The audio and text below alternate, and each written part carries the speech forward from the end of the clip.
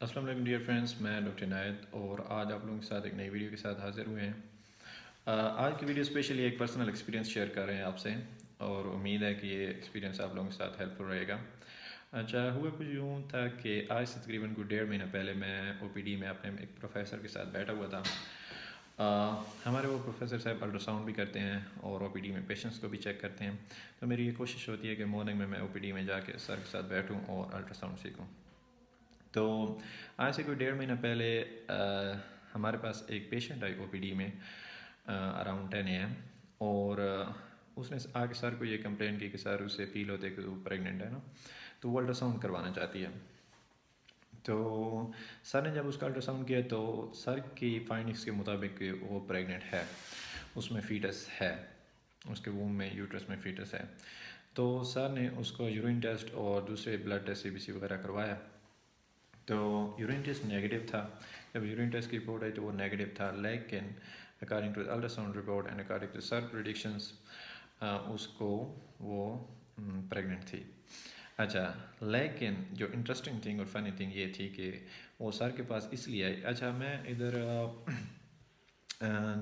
ایک HSP Khan health services Chitral میں ابھی as a medical officer, resident medical officer کام کر رہا ہوں، اور ہمارا اس طرح کا سیٹ اپ ہے کہ ہمارے پاس ایک چھوٹا سا سیٹ اپ ہے، آلموسٹ 30 بیڈز ہیں، اور یہاں پہ ایک سائڈ پہ میل وارڈ ہے، ایک سائڈ پہ فیمیل وارڈ ہے۔ تو میڈیکل اور سرجری اور گائنی کے پیشنٹ فیمیل ایک سائڈ پہ ہوتے ہیں، اور میڈیسن اور سرجری کے میل پیشنٹس ایک سائڈ پہ ہوتے ہیں۔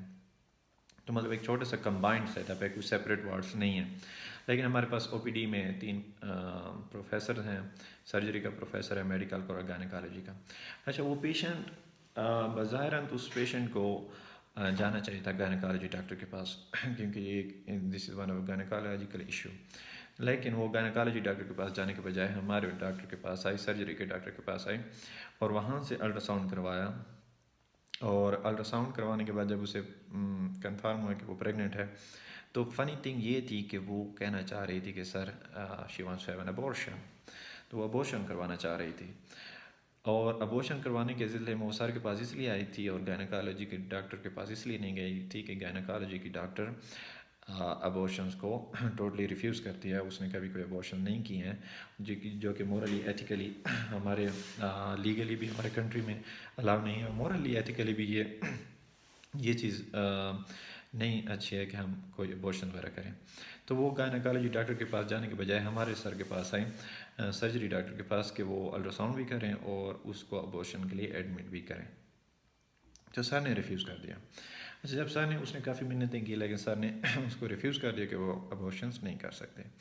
اچھا، اس ٹائم تو وہ چلے گئے، لیکن ٹھیک 3 دن بعد وہ مارننگ میں آنے کے بجائے ایوننگ میں آ گیا نا۔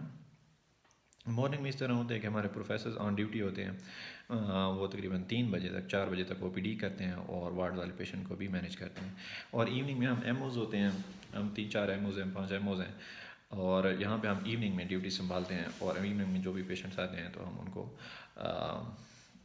ٹیک اپ کرتے ہیں، ان کا ٹریٹمنٹ کرتے ہیں، اور ہمارے جو سینئرز ہوتے ہیں وہ ریسٹ پہ ہوتے ہیں۔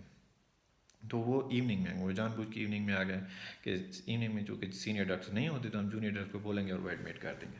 اچھا، جب وہ پیشنٹ ایوننگ میں میرے پاس آئی، میں حسب معمول اپنی ایوننگ ڈیوٹی پہ بیٹھا ہوا تھا، تو وہ ایوننگ میں آتے ساتھ ہی وارڈ میں چلے گئے، اور وارڈ میں سے باجی نے کال کیا کہ ایک پیشنٹ ہے تو آ جائیں، اس کو چیک کریں۔ جیسے میں وہاں پہ پہنچا تو وہ ایبڈومینل پین کی کمپلین کر رہی تھی۔ اچھا، جب میں نے اس کی ہسٹری کے مطابق تو ایبڈومینل پین تھا، لیکن جب میں نے اس کی فزیکل ایگزامینیشن کی تو کوئی اس کو خاص پین نہیں تھا، اس کا ایبڈومینل ٹینڈرنس نہیں تھی۔ اچھا، جب میرے ساتھ ایک فیمیل باجی تھی، نرس تھی، تو میں نے اس کو بولا کہ پلیز گائنیکولوجیکل ایگزامینیشن بھی کریں۔ تو جب اس نے گائنیکالوجی ایگزامینیشن کیا تو اس نے مجھے انفارم کیا کہ سر کوئی ایکٹیو بلیڈنگ نہیں ہے، کوئی اس قسم کی کوئی انفیکشن وغیرہ، کوئی اس قسم کا وہ نہیں ہے، مطلب پیتھالوجی نہیں ہے، تو شی از پرفیکٹلی اوکے۔ تو اس کے بعد میں نے اس کو فرسٹ ایڈ ٹریٹمنٹ دیا، جو کہ ہاسپٹل میں فرسٹ ایڈ ٹریٹمنٹ ہوتے ہیں، اس کو NSAIDs وغیرہ اور ایک اینٹی بایوٹکس لگا کے اس کو فارغ کر دیا۔ جب میں نے ان پیشنٹ کو فارغ کیا، انہوں نے کہا جانے کو بولا تو انہوں نے صاف انکار کر دیا کہ نہیں، وہ ایڈمٹ ہونا چاہتے ہیں۔ اچھا، میں نے ایڈمٹ ہونے کی وجہ پوچھی تو انہوں نے پھر وہی سیم وجہ دی، وانٹس ابورشن۔ تو میں نے ابورشن کے لیے ایڈمٹ کرنے سے انکار کر دیا، کہ اور میرے پاس کوئی انڈیکیشن بھی نہیں تھی کہ میں اس کو ایڈمٹ کروں کیونکہ سی بی سی نارمل ہے. میں نے یورین پریگننسی ٹیسٹ کرایا, وہ نیگیٹو ہے. اور ہمارے پاس ایوننگ میں کوئی الٹرا ساؤنڈ کی فیسلٹی نہیں ہوتی ہے کیونکہ ایوننگ میں ہم ایم اوز ہوتے ہیں اور ہمارے سینئر ڈاکٹر جو ہوتے ہیں وہ موسٹلی ہمارے پاس اویلیبل نہیں ہوتے, ریسٹ پہ ہوتے ہیں. اور ہمارے پاس کوئی ادھر ٹیکنیشین بھی نہیں ہے جو کہ ایوننگ میں ہمارے پاس الٹرا ساؤنڈ کر سکے. اور ایک اس کو ایڈمٹ کرنے کی ایک وجہ یہ بھی تھی کہ ہمارے پاس ٹوٹل 30 بیڈز ہیں اور وہ بیڈ آلموسٹ اس دن فل تھے. ہمارے پاس ایک بیڈ بچا ہوا تھا اور ایک بیڈ ہم یوزلی ایمرجنسی کے لیے رکھتے ہیں کہ کوئی بھی اگر ہمارے پاس کوئی ایم آئی کا کیس آ جائے, ہارٹ اٹیک کا کیس آ جائے, یا ہمارے پاس اسٹروک کا کیس آ جائے, یا ہمارے پاس کوئی ریسپریٹری ڈسٹریس سنڈروم کا کوئی کیس آ جائے, تو ہم نے اس کے لیے ایک سیریس پیشنٹس کے لیے ایک بیڈ ایمرجنسی کے لیے رکھا ہوتا ہے. اور ہماری کوشش ہوتی ہے کہ وہ بیڈ میرا فارغ رہے اور کسی ایمرجنسی میں ہم اس کو آکوپائی کر سکیں. تو بہرحال وہ کہہ رہے تھے کہ ہمیں ایڈمٹ کیا جائے. میں نے ایڈمٹ کرنے سے انکار کر دیا. اچھا, جب میں نے انکار کیا تو مزے کی بات یہ ہے کہ وہ بار بار یہی کہہ رہے تھے کہ آپ ہمیں لکھ کے دیں کہ آپ اگر ہمارے کوئی پیشنٹس کو کچھ ہو گیا تو ہم آپ ذمہ دار ہوں گے. اچھا, وہ مجھے پریشرائز کرنا چاہ رہے تھے کہ آپ میں ان کو لکھ کے دوں یا اگر وہ یہ بات بولیں گے تو ڈاکٹر ڈر جائے گا اور ہمیں ایڈمٹ کر لے گا. بہرحال میں نے ایڈمٹ کرنے سے ان کو انکار کر دیا. جب میں نے ایڈمٹ کرنے سے انکار کیا تو وہ بڑے غصہ ہوئے. اچھا, میں نے اس کو یہ ایڈوائز کی کہ ابھی میں آپ کو ایڈمٹ نہیں کر سکتا. ایک تمہارے پاس بیڈ نہیں ہے, دوسری آپ کی کوئی انڈیکیشن ایڈمیشن کی کوئی انڈیکیشن نہیں بنتی ہیں کہ میں آپ کو ایڈمٹ کروں. میں نے اس کو ایڈوائز یہ کیا کہ آپ مارننگ میں آ جائیں. مارننگ میں ہمارے پاس الٹرا ساؤنڈ بھی ہوتے ہیں, سینئر ڈاکٹرز بھی ہوتے ہیں, وہ مینیج بھی کریں گے, آپ کو کور بھی کریں گے, جو بھی مسئلہ ہوگا وہ آپ کو ڈیل کر لیں گے, آپ ان سے بات کر لیں. تو بہرحال وہ یہ بات بھی نہیں مان رہا تھا, وہ کہہ رہا تھا ایڈمٹ کریں. پھر میں نے مجبوراً اس کو سوری بولنا پڑا. میں نے سوری بولا اور میں نے کہا کہ میں ایڈمٹ نہیں کر سکتا. بہرحال اس وقت بڑا غصہ کر کے باتیں سنا کے چلے گئے. تو ایز اے ڈاکٹر ایک تو یہ ہے کہ آپ کو جو یہاں پہ ایک لیسن یہ ہے کہ ایز اے ڈاکٹر ایک تو آپ کو باتیں برداشت کرنی پڑتی ہیں, آپ برداشت کریں. اور سیکنڈلی ہمیشہ آپ کو انڈیکیشن نہیں ہے, کلیئر کٹ انڈیکیشن نہیں ہے تو آپ ایڈمٹ بھی نہیں کر سکتے. اور تھرڈلی یہ ہے کہ جب بھی آپ کو پیشنٹ ایڈمٹ کرنا ہو تو آپ میرٹ کی بیس پہ ایڈمٹ کریں. جو پیشنٹ زیادہ نیڈی ہے اس کو, اور میڈیکل ایتھکس کے لحاظ سے بھی اور لیگلی بھی یہ چیز ایڈوائز کی جا سکتی ہے کہ میرٹ کے لحاظ سے آپ پیشنٹ کو ایڈمٹ کریں اور میرٹ کے لحاظ سے آپ پیشنٹ کو ٹریٹ کریں. اور سب سے امپورٹنٹ چیز کہ یار کوئی بھی نہیں ہے تو اللہ پاک تو دیکھ رہا ہے نا. اگر آپ ایک پیشنٹ, اگر لیٹس سپوز میں اس پیشنٹ کو ایڈمٹ کرتا ہوں اور میرے پاس کوئی پیشنٹ آ جاتا ہے سرجری والا, ایم آئی والا یا اسٹروک والا, یا کوئی ریسپریٹری ڈسٹریس سنڈروم میں آ جاتا ہے, یا پیشنٹ کوئی ہارٹ فیلئر میں آ جاتا ہے, تو میں اس کو کہاں رکھوں گا. اور وہ پیشنٹ اگر اس وجہ سے ڈائی ہو جاتا ہے کہ اس کے پاس ہمارے پاس کوئی اکوموڈیشن فیسلٹی نہیں ہے اور وہ پیشنٹ ڈائی ہو جاتا ہے, تو اس کی رسپانسبلٹی میرے اوپر ہے کیونکہ میں نے ایک پیشنٹ جو غیر ضروری پیشنٹ ہے اس کو رکھا ہے اور اس کی وجہ سے میرے پاس بیڈ نہیں تھا اور بیڈ نہ ہونے کی وجہ سے پیشنٹ چلا گیا. بہرحال تو وہ مجھے کافی دھمکی دے کے چلا گیا. میں نے کہا that's alright, I will face. جس طرح ہمارے پرائم منسٹر کہتے ہیں کہ سب سے پہلے آپ نے گھبرانا نہیں ہے, تو میں نے بھی یہی کیا کہ میں گھبرایا نہیں اور میں نے کہا کہ میں فیس کروں گا. اب کیا کر سکتے ہیں, ایز اے ڈاکٹر آپ کو یہ چیزیں فیس کرنی پڑتی ہیں, اور اب میں نے کہا کہ میں فیس کروں گا. بہرحال کچھ دنوں کے بعد مجھے چھٹی پہ جانا تھا, میں چھٹی پہ چلا گیا اور جب میں واپس آیا تو اس نے میرے خلاف ایک اپلیکیشن دی ہوئی ہے. اچھا, اس کی یہ بھی ایک اچھائی ہے کہ اس نے اپلیکیشن میرے ہاسپٹل میں جمع کرائی ہے ہمارے سینئرس کے ایڈمنسٹریشن کو کہ یہ ہمیں رسپانس چاہیے اس اپلیکیشن کے بارے میں. ڈائریکٹ وہ شاید تھانے نہیں چلا گیا, پولیس اسٹیشن پہ نہیں گیا, یا کہ اور جگہ پہ نہیں گیا. بہرحال جاتا تو بھی تو میں اس کو فیس کرتا ہے, میں اس کو فیس کرنے کے لیے ریڈی تھا. بہرحال اس نے کوئی یہ 3-4 وہ اپلیکیشن میرے پاس ابھی پڑی ہے, یہ کوئی 3-4 پیجز کی اس نے اپلیکیشن لکھی ہے. اور اس اپلیکیشن میں اس نے یہ لکھا ہے کہ یہ پیشنٹ کی مس مینجمنٹ ہے, اور اس نے ہمیں کوئی اس وجہ سے نہیں رکھا ہے کہ اس کا ہمارے ساتھ کوئی پرسنل وہ ہوتا, حالانکہ میں اس کو جانتا بھی نہیں تھا. میرا کیا اس کے ساتھ پرسنل ہونا ہے, اتنی دور میرا اس کے ساتھ کیا پرسنل وہ ایشو ہونا ہے.